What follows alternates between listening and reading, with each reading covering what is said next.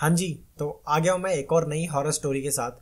And इस story के बारे में मैं ज़्यादा कॉन्टेक्स्ट नहीं दूंगा, क्योंकि स्टोरी की एक एक डिटेल्स स्टोरी में मेंशन है, जिसकी वजह से आपको ये स्टोरी बहुत ज़्यादा पसंद आने वाली है। तो without wasting any time, let's start the video.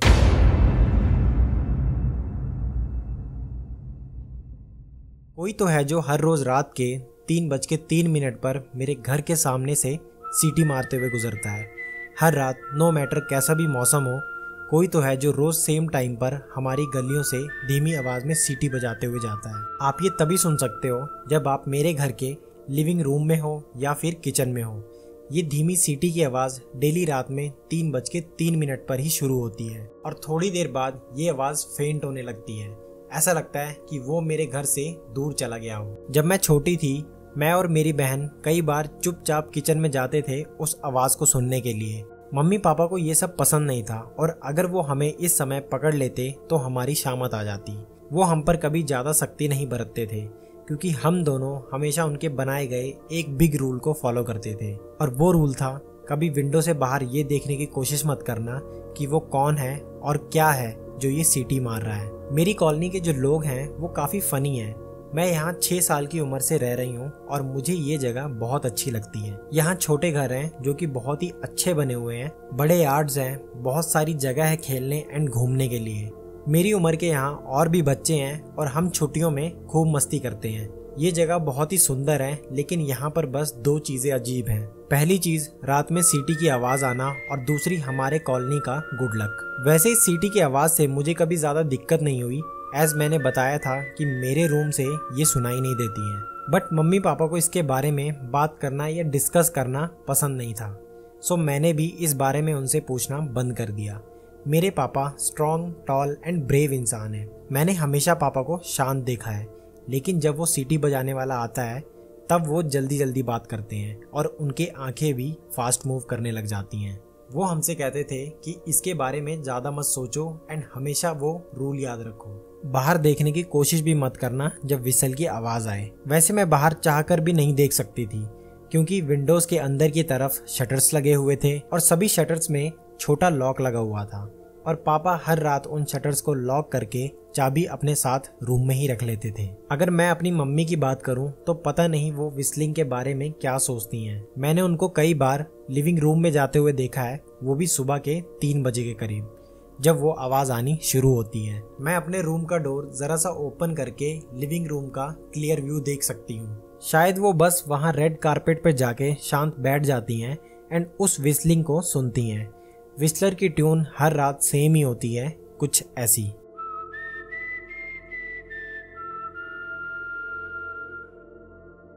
याद है मैंने कहा था कि मेरी कॉलोनी में 2 बहुत अजीब चीजें हैं। नाइट विस्लर के अलावा एवरीवन इज रियली लकी। ये समझना थोड़ा मुश्किल है एंड पापा को इस बारे में बात करना ज़्यादा पसंद नहीं है।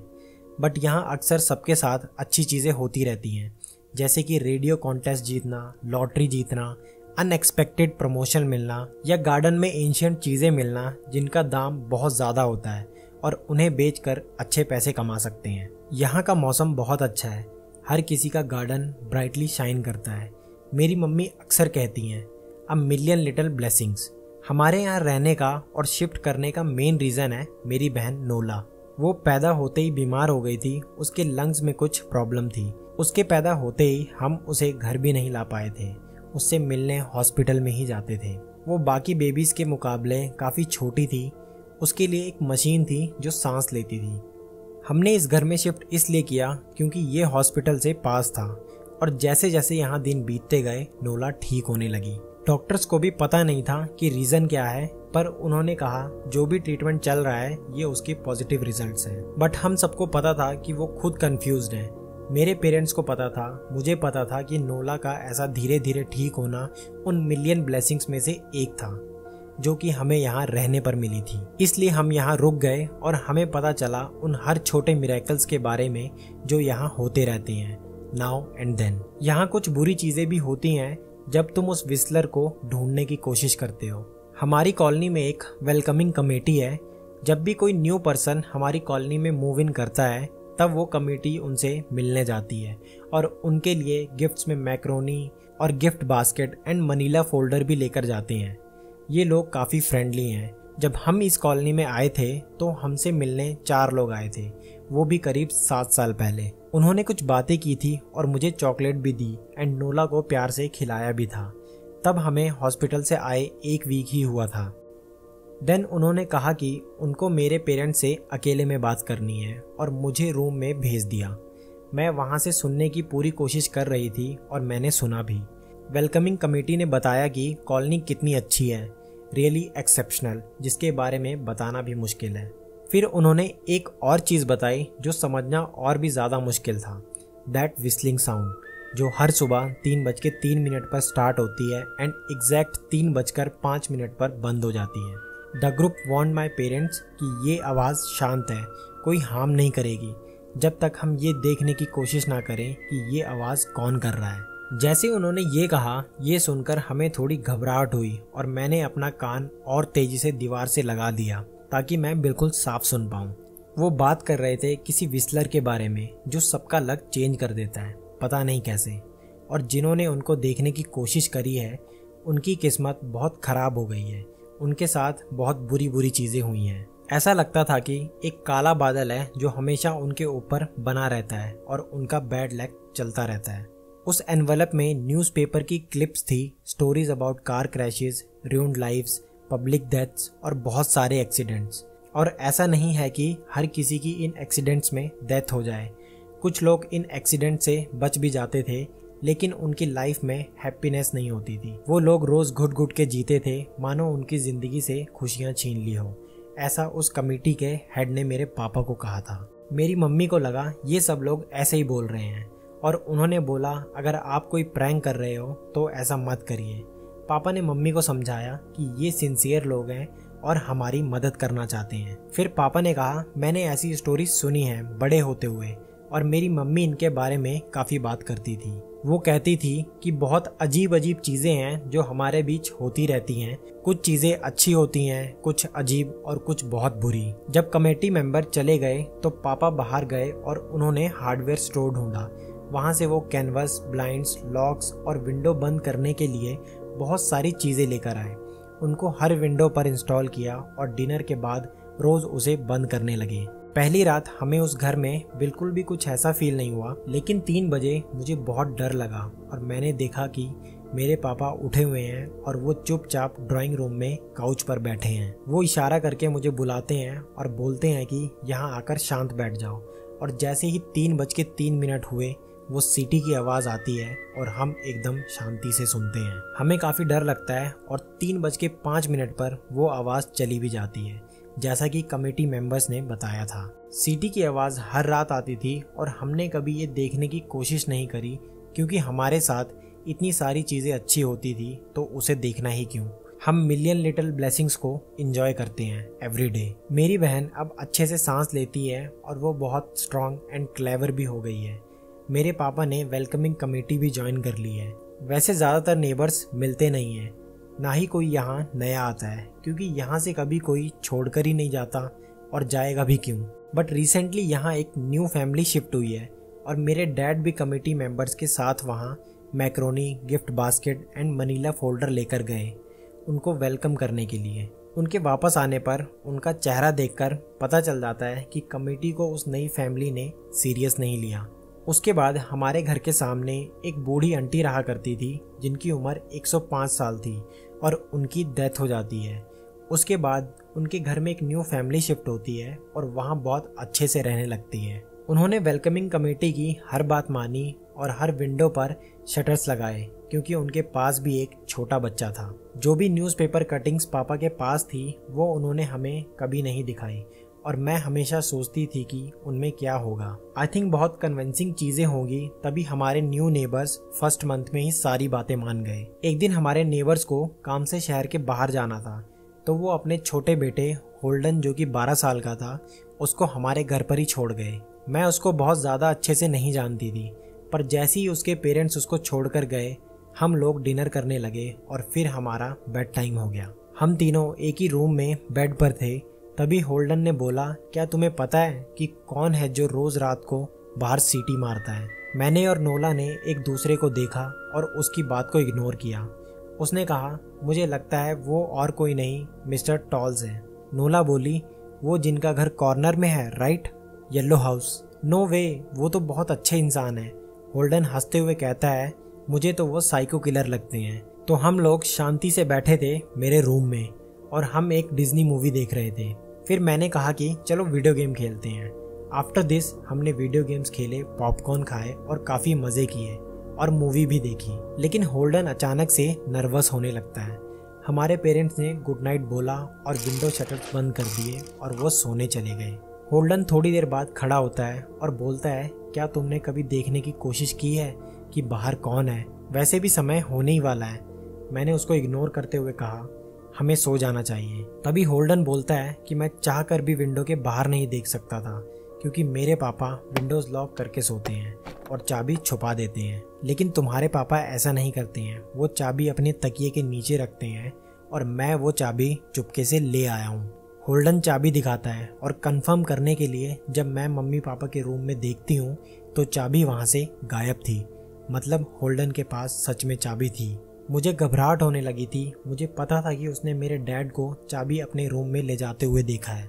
मुझे डर लगता है कि पापा बहुत गुस्सा करेंगे और ज़्यादा डर ये सोच के लगता है अगर उसने विंडो खोल दी और बाहर जो भी है उसने हमको देख लिया तो क्या होगा। मैं वापस आ ही रही थी कि मैं फ्रीज हो गई क्योंकि टाइम हो गया था और विस्लिंग की आवाज़ आने लगी थी। मेरे पेरेंट्स को रूम में आवाज़ साफ सुनाई दे रही थी, जबकि हमारे रूम में तो पता भी नहीं चलता था। मैंने कभी नहीं सोचा था कि वो ये आवाज़ रोज़ सुनते हैं इतने सालों से, और उन्होंने कभी बताया भी नहीं। मुझे नहीं लगता मैं कभी ऐसे सो पाती। मैं वहीं खड़ी थी और सीटी की आवाज़ सुन रही थी और वो आवाज़ पास आती जा रही थी। मुझे समझ नहीं आ रहा था कि मैं लाइट ऑन करूं या अपने पापा को उठाऊं। जैसे ही वो सॉफ्ट साउंड लिविंग रूम तक पहुंची तब तक मैं रियलिटी में वापस आ चुकी थी। मैंने बहुत ज़ोर से चिल्लाया भागते हुए, और होल्डन अब बिल्कुल विंडो के पास खड़ा था, फ्रंट डोर पर। और होल्डन झूठ नहीं बोल रहा था। मैं देख रही थी कि वो चाबी से विंडो का लॉक खोलने की कोशिश कर रहा है और मुझे एकदम क्लिक की आवाज़ सुनाई दी। मुझे लगा उसने लॉक खोल दिया है। नोला उसके बगल में ही खड़ी थी, वो भी डरी हुई थी। अब वो सीटी की आवाज़ बिल्कुल हमारे ड्राइंग रूम के सामने से आ रही थी। मैंने नोला को आवाज़ लगाई और उसको बोला, लेकिन मेरे मुंह से आवाज़ निकली ही नहीं। शायद मैं बहुत डर चुकी थी। मैं भाग कर गई और मैंने नोला को विंडो से हटाया। उस टाइम मेरी जो पीठ थी वो विंडो की तरफ थी और नोला का फेस मेरी चेस्ट के पास। तो हम दोनों ने ही विंडो के बाहर नहीं देखा और मेरी आंखें भी बिल्कुल बंद थी। मैंने बंद आंखों के साथ होल्डन का हाथ पकड़ने की कोशिश करी, लेकिन होल्डन नोला से भी ज़्यादा डरा हुआ था और बहुत कपकपा रहा था। घर में एकदम सन्नाटा छा गया था और वो सीटी की आवाज़ भी रुक गई थी। मैंने बंद आंखों के साथ ही विंडो बंद करने की कोशिश की और जैसे ही मैंने मिरर को टच किया मुझे फील हुआ कि किसी ने बाहर से सेम स्पॉट पर टैप किया है और हम की आवाज़ आई। मैंने इग्नोर करते हुए और बिना कुछ सोचे कि उस तरफ कौन है जल्दी से विंडो बंद कर दी। अब मैंने आंखें खोली तो किचन से हल्की रोशनी आ रही थी और होल्डन को देखा तो वो एकदम पीला पड़ गया था और वो उस बंद विंडो को ही देखे जा रहा था। मैंने कई आवाज़ें दी, होल्डन होल्डन, लेकिन उसने जवाब नहीं दिया। फिर वो मेरी तरफ मुड़ा और बहुत तेज चिल्लाया, जैसे एकदम सब मोशन में आ गया हो। मेरे पेरेंट्स भागते हुए हमारे पास आए और मैं अभी भी होल्डन की आंखों में ही देख रही थी। उसने डर की वजह से अपना होंठ इतनी तेज दबा दिया कि उससे खून निकल रहा था। पीछे से पापा ने पूछा, क्या हुआ? मैंने उनको इतना डरा हुआ पहले कभी नहीं देखा था। वो काफ़ी घबराए हुए से लग रहे थे। उनकी आंखों में एक अजीब सा डर था, पिता होने का डर।